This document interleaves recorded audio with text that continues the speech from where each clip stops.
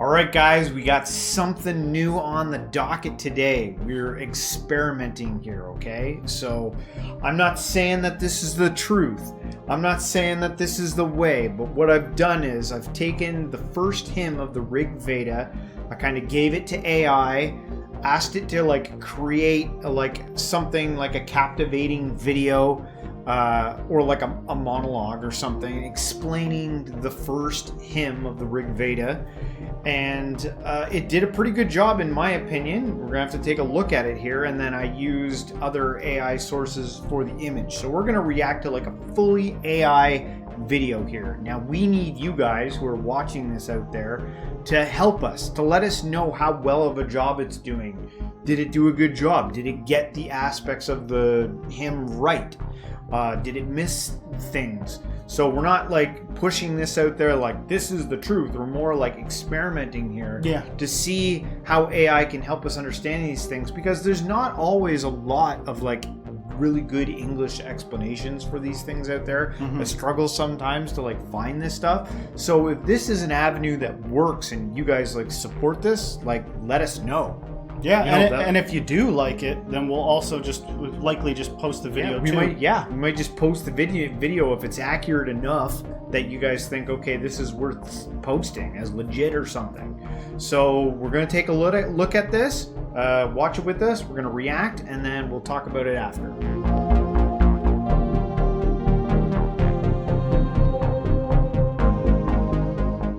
Welcome to a journey into the ancient wisdom of the Rig Veda, the most sacred and oldest scripture of Hinduism. Today, we dive into the very first hymn of this profound text, a tribute to Agni, the divine fire and eternal priest. Prepare to uncover the timeless secrets of this hymn, its meaning, and why it still resonates thousands of years later. The first hymn of the Rig Veda opens with a powerful invocation. I laud Agni, the chosen priest, God, minister of sacrifice, the Hotar, lavishest of wealth. Here, Agni is celebrated as the Hotar, or priest, who bridges the mortal and divine realms. But who is Agni, and why is he so significant? Let's explore. Section 1. The role of Agni.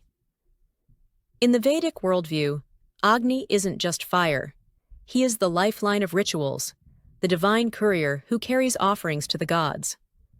This hymn beautifully captures his essence as the priest. Agni officiates ceremonies, ensuring every offering reaches its divine recipient. The wealth giver. He bestows prosperity, abundance, and heroic descendants. The guardian of cosmic order. As the upholder of RTA, the eternal law, Agni ensures harmony in the universe. Section 2. The hymn unveiled. This hymn is more than a prayer. It's a poetic masterpiece with layers of meaning. Let's break it down. Verse 1 and 2. Agni is praised as the chosen priest who connects humans with the gods, a role revered by both ancient sages and contemporary worshippers. Verse 3.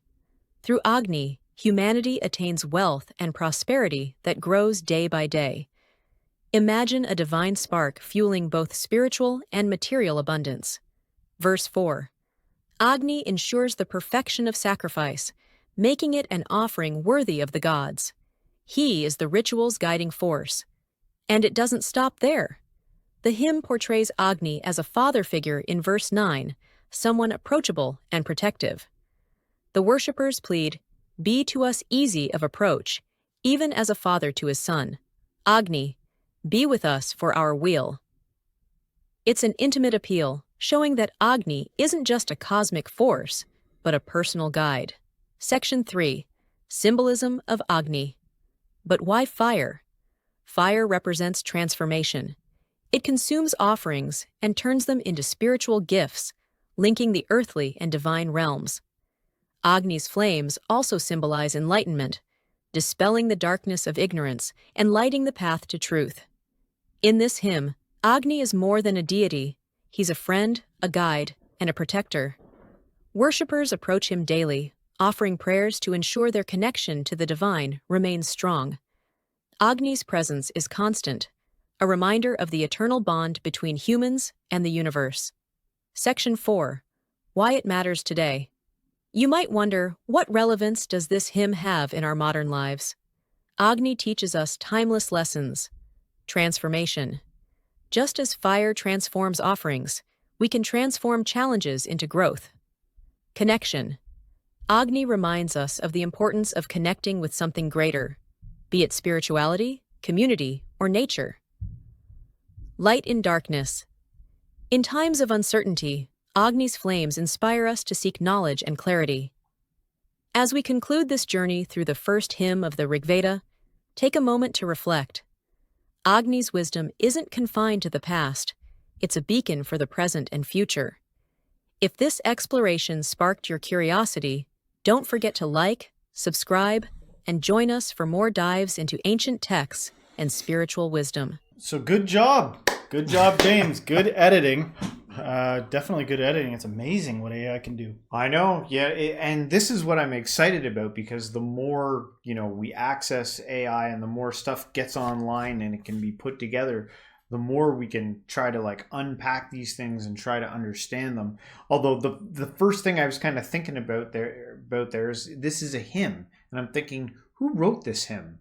Was it someone like thousands of years ago sitting outside by a fire, looking for meaning and purpose and, and writing his thoughts down?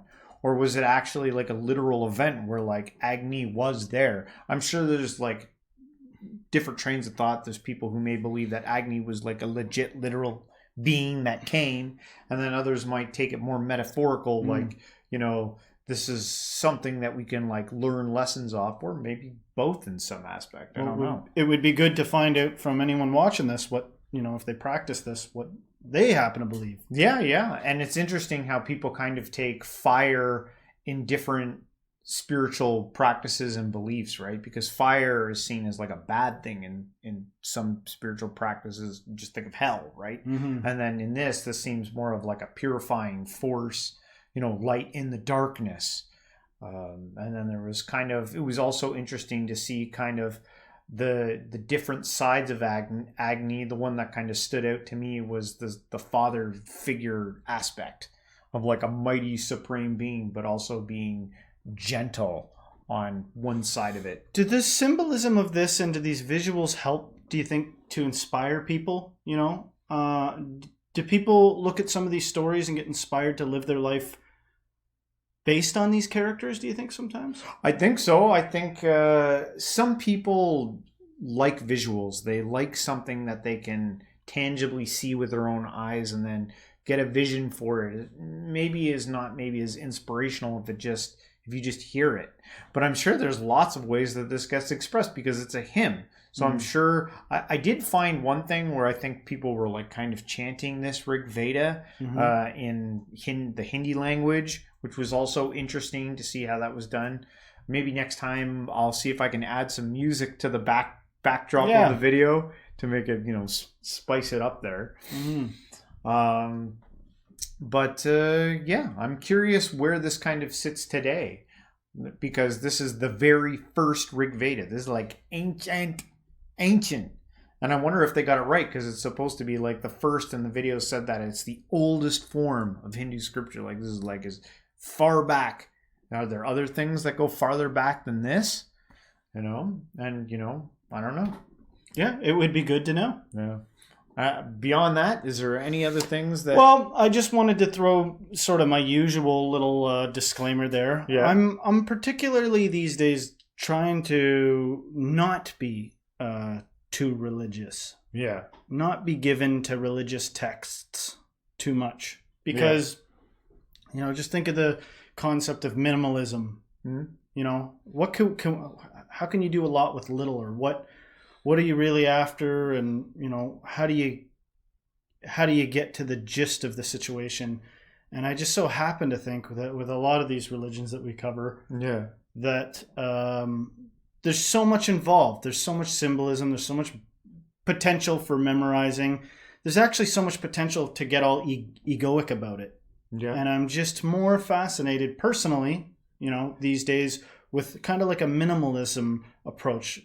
It seems to feel the more I discard holding all this stuff in my mind, the more I set it down and just kind of try to get a little more in touch with base reality, seems to be a little more peaceful.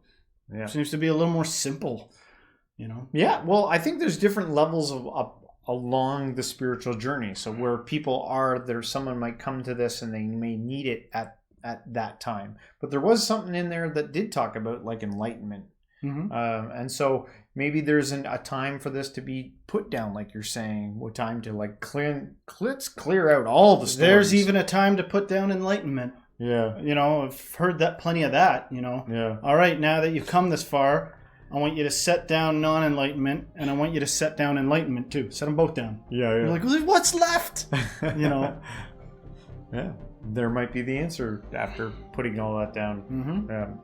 But anyway, guys, hopefully you guys enjoyed this. Hopefully, I hope that for anyone out there that there's nothing offensive here, that it got it all wrong. We don't know, so that's why I put that whole disclaimer out at the front end, so that you guys can help us out. We learn from doing this. This is kind of like a learning experiment here. Some lessons are harder than others. So yeah, so hopefully there's something here that you guys like. And if you did, please don't forget to hit the like, subscribe, share us with a friend, and everyone till next time, Stay spiritual.